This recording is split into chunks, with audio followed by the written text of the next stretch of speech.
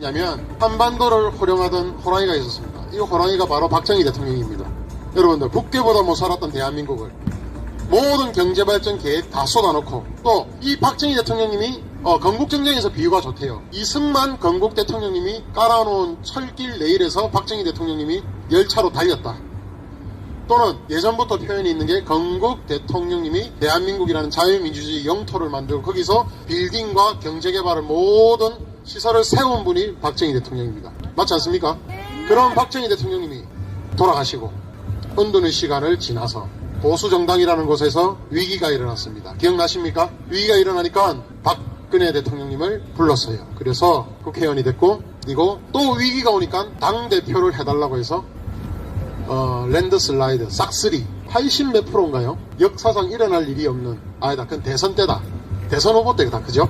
당대표 때도 50 몇 프로던데 51.8%인가 그렇던데 5.18이던데 그렇게 해서 당대표가 되시고 천막 당사로 해서 보수정당을 구했습니다. 그렇게 구하고 물에 빠진 놈들을 건져주고 나니까 보따리 내놔라고 한 이놈들이죠. 그 동물들이 새끼 호랑이를 사사건건 발목을 잡고 공격을 하기 시작했습니다. 바로 땡삼이들의 후예입니다. 여러분 땡삼이가 우파라고 생각하세요? 땡삼이는 좌빨에서 전향 안하고 노태우 대통령에서 3당 합당이 돼서 모든 자들을 다 배신 때리고 전두환 대통령, 노태우 대통령까지 자기를 만들어준 사람까지 법정에 세웁니다. 기억나십니까? 이 자들이 밑에 있던 졸개들 모두가 산악회에 물병 들고 다니고 배달하던 놈들까지도 지금 국회가 돼가지고 당에서 중진이 되고 탄핵 찬성에 주도를 한 놈들이 되어 있고 이 동물들이 위기 때마다 박 대통령께 호랑이에게 도움을 요청하다가 어떻게 됐죠? 서서건건 배신을 때리다가 마지막에 사냥꾼이라는 외부와 내부의 세력이 있었습니다. 사냥꾼이 덫을 놨습니다. 이 사냥꾼은요 북대의 사냥꾼과 중공의 사냥꾼과 대한민국 내부의 좌빨 세력들, 지하 조직들의 사냥꾼들입니다. 이 자들이 모두 모여서 덫을 만들고 호랑이를 추종하고 호랑이를 덕을 보고 따르던 모든 동물들을 반역 배신하게 만들고 그렇게 해서 덫을 채워서 호령하던 호랑이를 우리에 가둡니다. 옥에 가둡니다. 이까지 맞으시죠? 5년 가까이 옥에 갇힌 호랑이는 죽을 고비를 죽게 만들 수준을 넘기고 결국은 나오게 됩니다. 나오게 됐는데 겁을 먹었던 또는 그 반역자들 배신한 동물들과 손을 잡거나 눈치 보고 그 배신한 너구리굴 국짐이라는 너구리굴에서 왔다 갔다 하던 놈들이 눈치를 보면서 그거 뽑으세요. 뽑아가지고 옮기고 하면 돼요. 뽑으세요. 기둥을 뽑으면 돼. 예. 하나씩 뽑아서 분해해서 옮기면 돼요. 뒤로 1m라도 가면 될 텐데 그렇게 해가지고 집회가 방해되고 있어. 기둥 뽑으시고 예, 하시면 돼. 우리 집회는 방해가 안 되게 하시오. 감사합니다. 자, 그렇게 나오신 대통령님 호랑이에게 아직 회복도 안 됐고 전투력이 다 갖춰지지도 않았는데 징징거리고 뒤에서 욕을 하고 안 나온다고 씩씩거리던 자들 탄핵 때 뭐 했어? 그리고 그 이후에 대통령님 나오고 때 뭐 했어?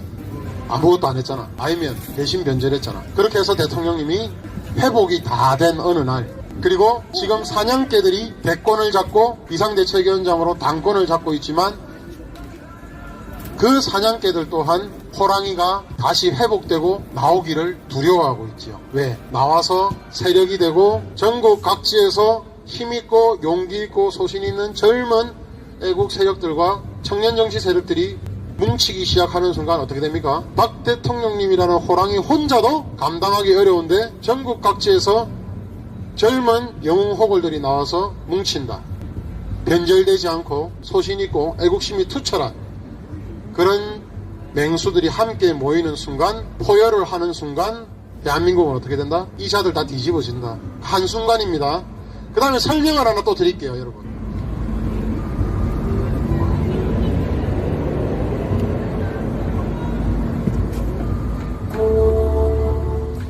그 이후로 어떻게 일어나냐. 여러분 지금 총선에 목숨 걸고 총선에 지면은 끝나니만이 하는 사람들 있죠. 헛소리들 하지 말아세요. 여러분 이준석이와 이낙연이가 정말 변태같이 합친 거 봤습니까?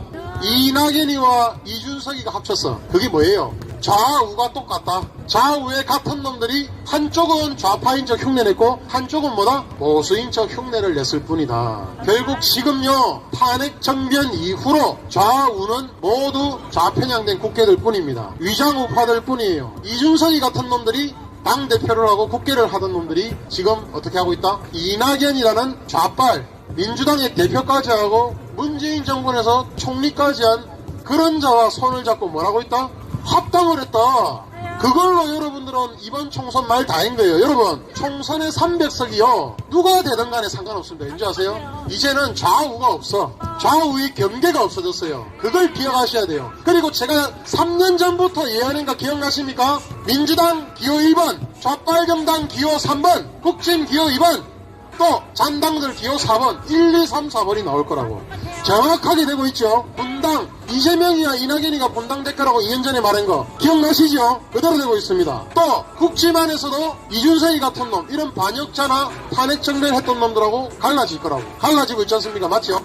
그렇게 일어나고 있다고요. 일이. 총선 후에 어떤 일이 일어나는 것 같아요? 좌파가 200석이 되든 국진이 200석이 되든 다 같은 놈들입니다. 왜? 이준석이하고 이낙연이가 그 중간점에 있었거든. 거기서 좌우가 손잡는 거 맞지요? 이게 뭡니까? 보수라는 자들, 우파라는 자들이 여러분들 속인 거예요. 여러분들에게 사기를 친 겁니다. 사실은 뭐였다? 물밑에서 우리는 다 좌파예요. 음에 우리는 좌파란께, 우리는 좌빨이란께 이래 하더라들이 전부 다 뭉친 거예요. 이준석이 이낙연이 커밍아웃으로 우리는 알게 됐지요. 색깔이 뭡니까? 우리가 남이에요? 주황색입니다. 빨간색도 아니고 노란색도 아니고 그렇게 지금 일어나고 있습니다. 총선 끝나면 어떤 일이 일어났냐? 윤석열한테 모두가 다 화살을 쏠 거예요. 윤석열은 그 길이 자기 운명이라고 생각해야 돼. 왜? 국회의원들은 어떤 특징이 있느냐? 통령이라는 자보다 자기가 임기가 더 많아지는 오래 하는 순간 그 전까지는 엎드리고 있다가 그 이후부터는 대통령을 공격하고 대통령을 칩니다. 박근혜 대통령 때 기억나요? 총선 때 열심히가 이기주고 그런 도장난하고 난리지기고 반역하는 가운데서도 총선이 잘 났는데도 어떻게 됐죠? 전부 다 4년 임기가 새로 생기고 나니까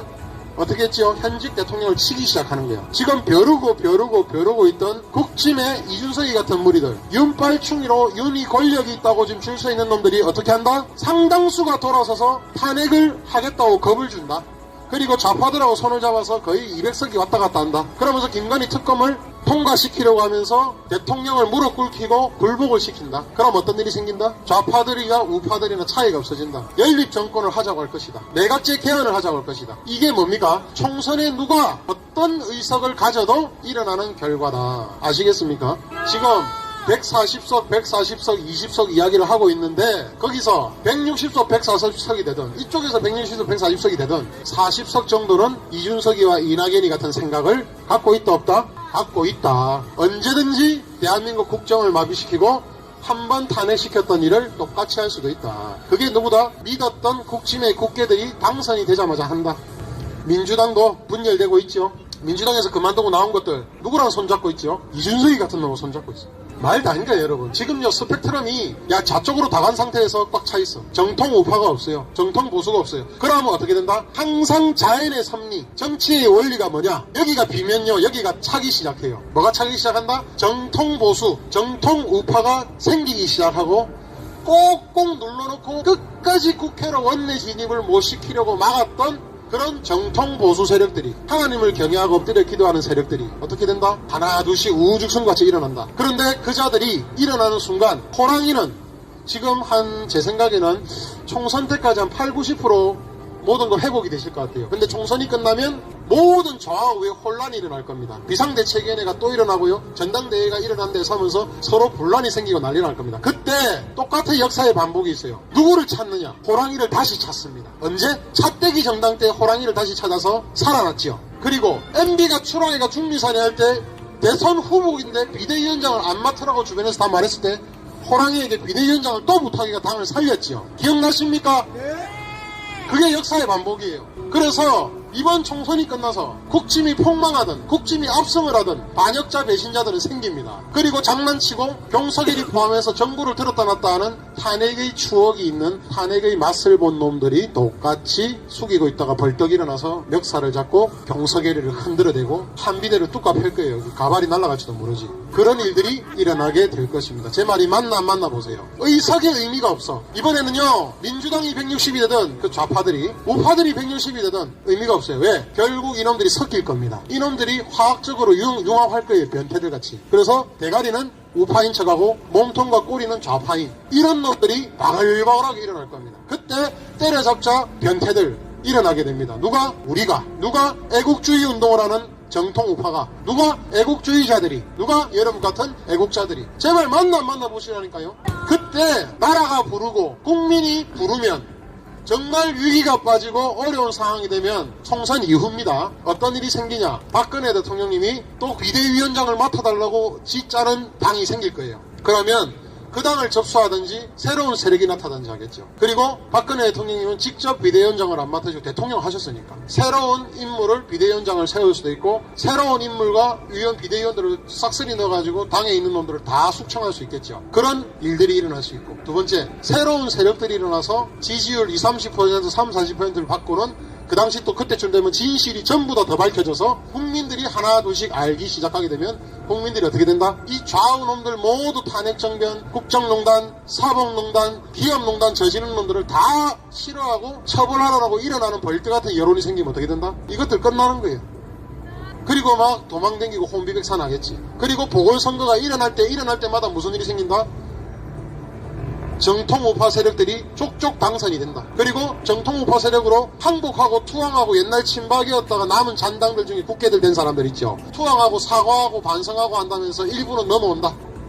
이런 식으로 돼서 정통우파 세력이 텅 비었을 때 그 남색을, 푸른색을 어떻게 된다? 그 애국의 세력을 가득 채우게 됩니다, 여러분. 정치는 원래요, 한쪽이 비면 채워지게 돼 있어요. 왜? 이쪽으로 지금 다 가 있기 때문에. 그때는 여러분들 다 활동하시고, 여러분들 다 움직이셔야 돼요. 아시겠습니까? 정통우파 비대위 이용! 아니, 자, 그래서 남남 나무님 안녕하세요. 반갑습니다. 우리는요, 제 앞으로 돈 많이 5년, 받으세요. 10년 일어날 때 정말 재밌어질 겁니다. 이놈들은 그때 마지막으로 뭘 할 것이냐? 내각제를 할 거예요. 왜? 새로운 정통우파, 우파 세력들이 쫙 일어나기 시작하면 이놈들이 남은 거 뭡니까? 척살당하지 않으려면 200석을 모아서 뭘 한다? 내각제 개헌을 한다.